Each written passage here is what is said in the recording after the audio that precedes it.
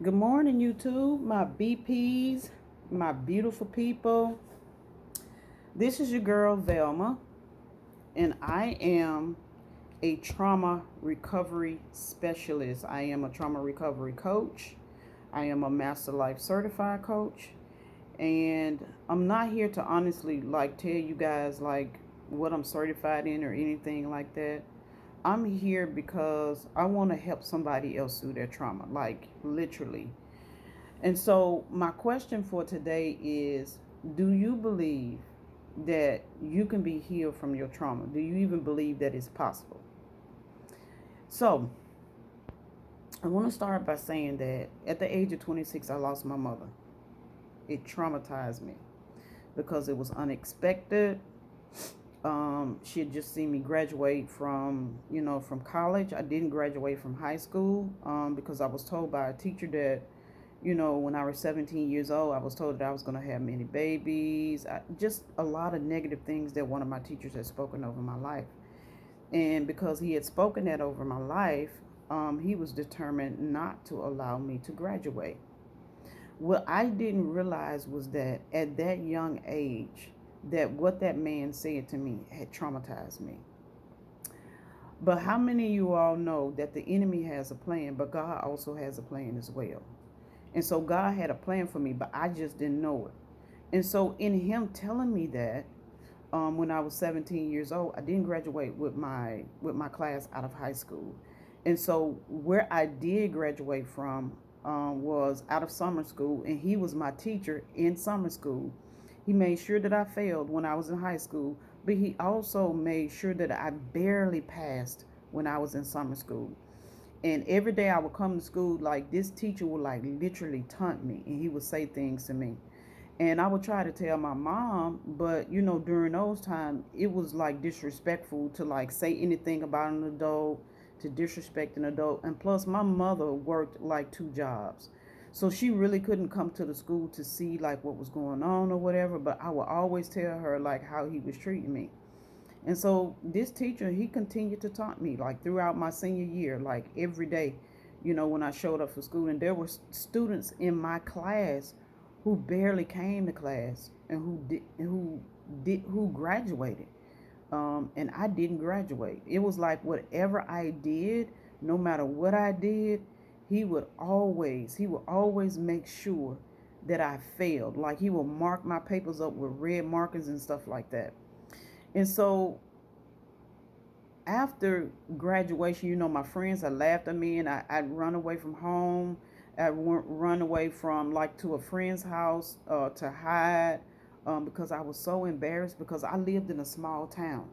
And then when you live in a small town and the population is like 25,000 or less, everybody will know your business. Everybody that knows everybody, if that makes any sense. And so that truly traumatized me. So I went around for about I think maybe like a year, maybe a little less than that after that. And I was really rebellious. And I did end up getting a job. I ended up getting a job, but I also too ended up getting fired because I didn't know how to count backwards. And so the manager where I got hired at the fast food restaurant, he was stealing money and he blamed it on me. That traumatized me. So that was like pain on top of pain. So I went to live with a relative for this was back in 1990. I went to live with a relative here in Texas where I live at now, and it didn't work out. And so when I got to Texas, I had gotten saved though, but I didn't like it. So I would call my mom and ask my mom, could I come back home? And she would let me come back home. And so when I came back home, I was just doing whatever I wanted to do. Like I was just completely rebellious. Going out, hanging out with friends, trying to please people. But all along, I was carrying this pain and this trauma.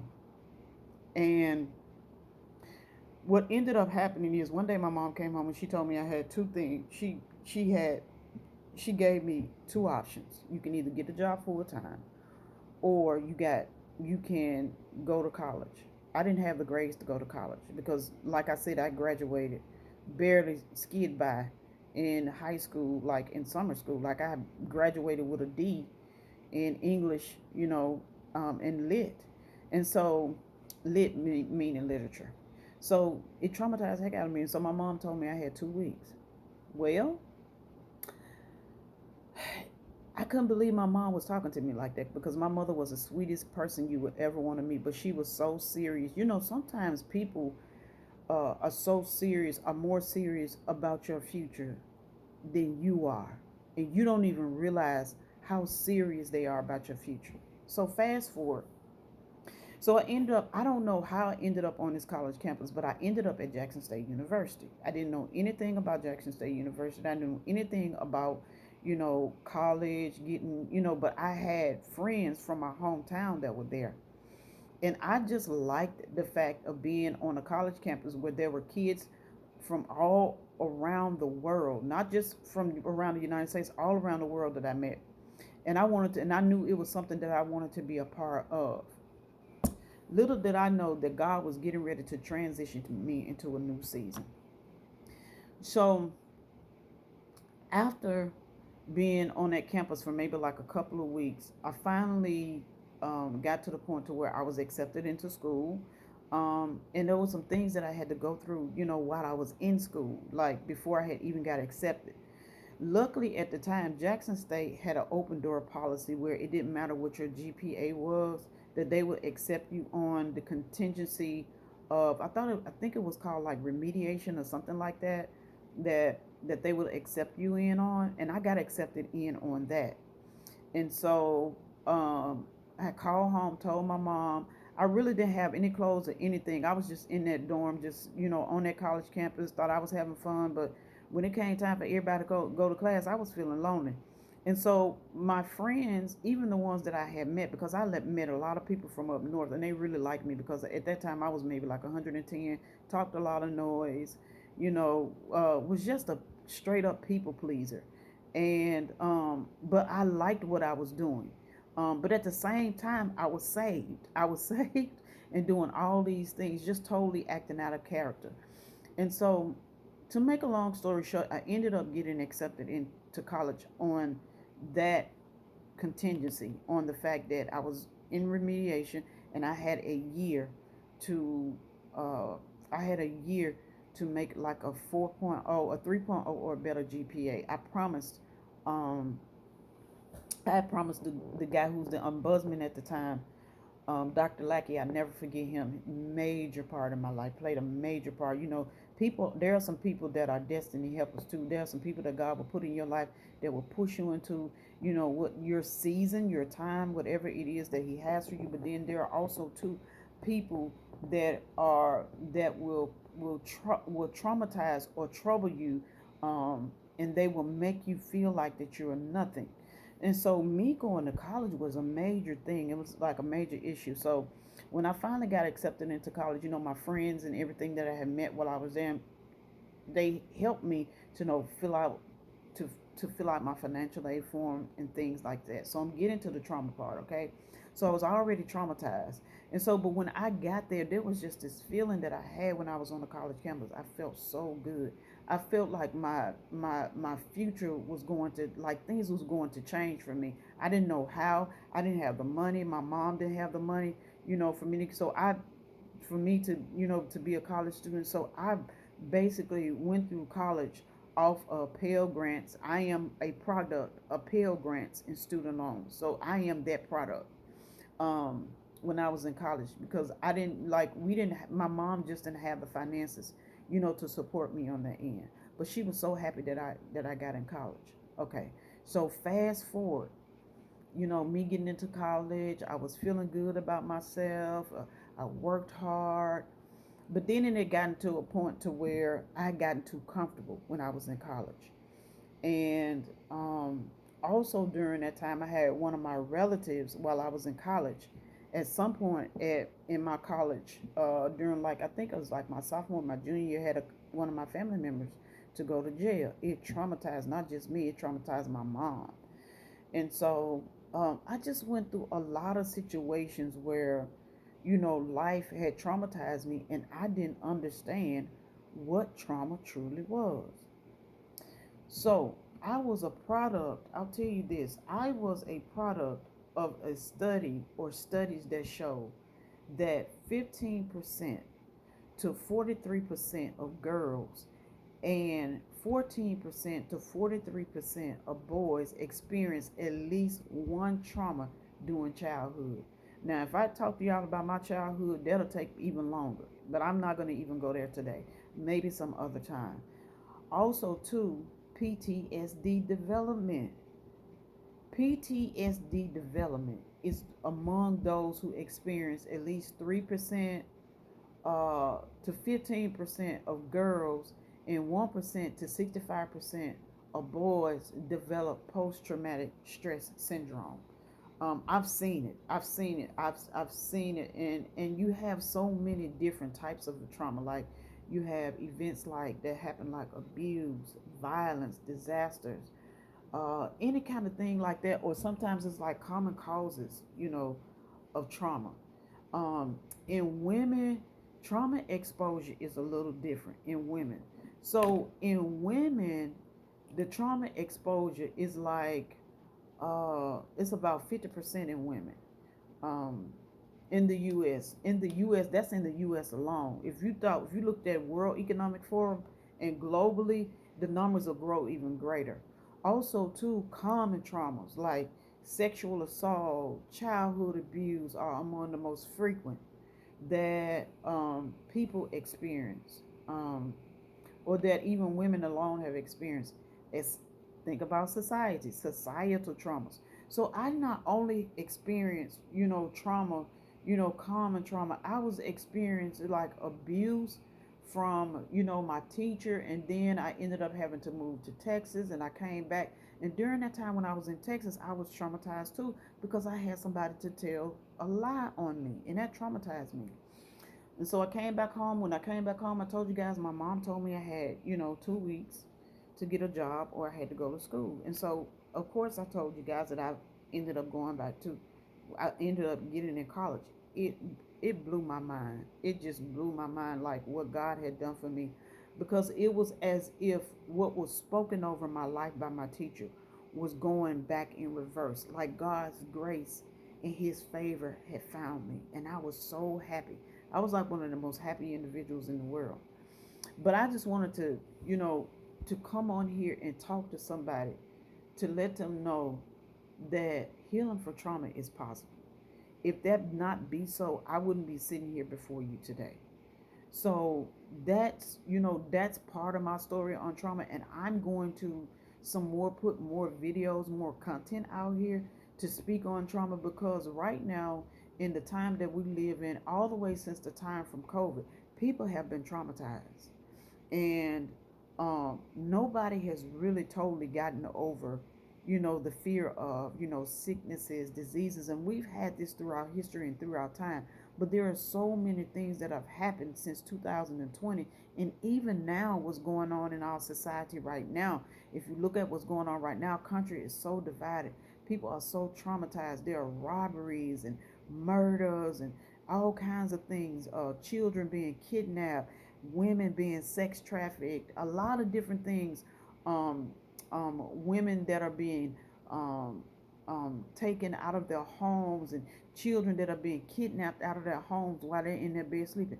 A lot of things that traumatize people. A loss would traumatize you. People that lose their pets, that would traumatize me. I've even experienced losing my pet before.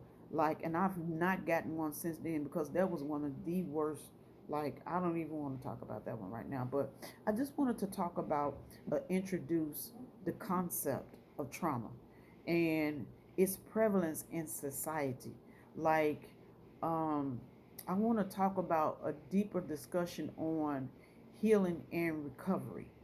And so, um, there are some, I do want to say this, that there are some misconceptions about trauma that prevent people from seeking help. And I was one of those people. There are a lot of misconceptions. And because the misconceptions that are out there, I was one of those people that never sought help, until later on in life. And I didn't realize that I was facing like a lot of emotional and psychological, barriers, and while I was in school, I ended up becoming a psychology major. And so it helped a little bit um, about what I was going through, like when I was traumatized, by my teacher. As a matter of fact, I wouldn't say this. When I got to school and I got around other students, to be honest with you, I kind of forgot about that because it was like what he had spoken over me, that was like non existent, like literally non existent. And so after I graduated, and I'm going to fast forward, after I graduated, 2 weeks after I graduated, my mother passed away. That was one of the most traumatic things that could have ever happened to me in my lifetime. And at that time, I was only 26 years old. I was just beginning to live. I've met little girls who uh, who don't have moms and who have been orphaned at a younger age. And so when I meet young girls or when I meet young people that are like that are homeless, that are hungry, and that suffer like abuse and things of that sort, in their homes, it makes my heart to ache. It makes my heart to bleed. And I empathize and I sympathize with them because I know what it's like. I truly, truly, truly know what it's like. So why am I here? I'm here because this is a call to action. And I'm here to encourage any viewer, anyone that views this video, to let you know that I want you to share, like, subscribe, um, um, comment about any kind of experiences with trauma and healing. And I want you to check out another related video that I'm going to put out here, or other related videos that deal with trauma and that deals with healing. So I'm not going to go and dive deeper in because I just got off of work, and I do work overnight, and I just actually came from the gym as well.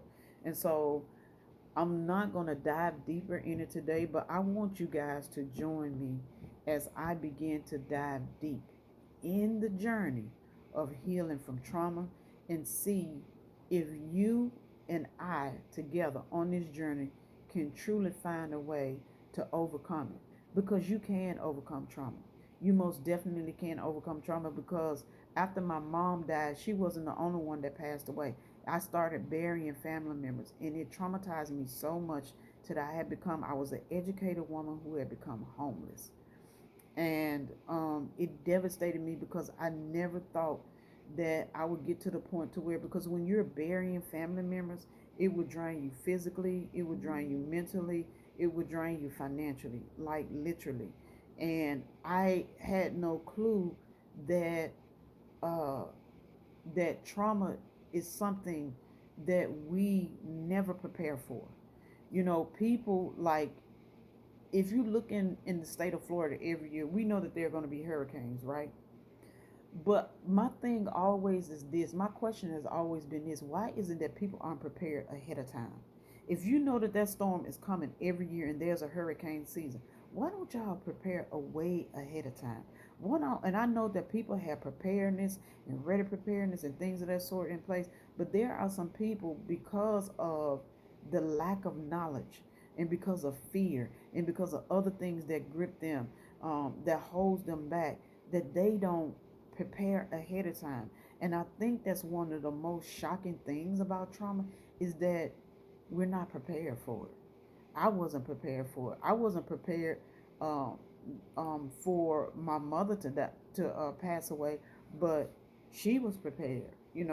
As far as the insurance and the things of that sort, all of that was in place. Everything was paid for, but the trauma of not being able to see her again, not being able to just pick up the phone and say hello again, or to say I love you again, that within itself, or for me to, if I were a married woman, to introduce my husband to my mom and he get to know my mom, or introduce my husband, to my dad and he get to know my dad, and things of that sort. So I'm going to end the video by saying this: trauma can be a significant obstacle, and it was a significant obstacle. But I believe in Jeremiah 29:11 when it says, "For I know," not your mama know, not your daddy know, not your pastor know, "For I know the plans that I have for you." And if you do nothing else, I want you to go and read Jeremiah 29:11 and to meditate on it, because trauma most definitely can be a significant obstacle to seeking help. It really can be, because it was for me. And as many people misunderstand the nature and the consequences of trauma.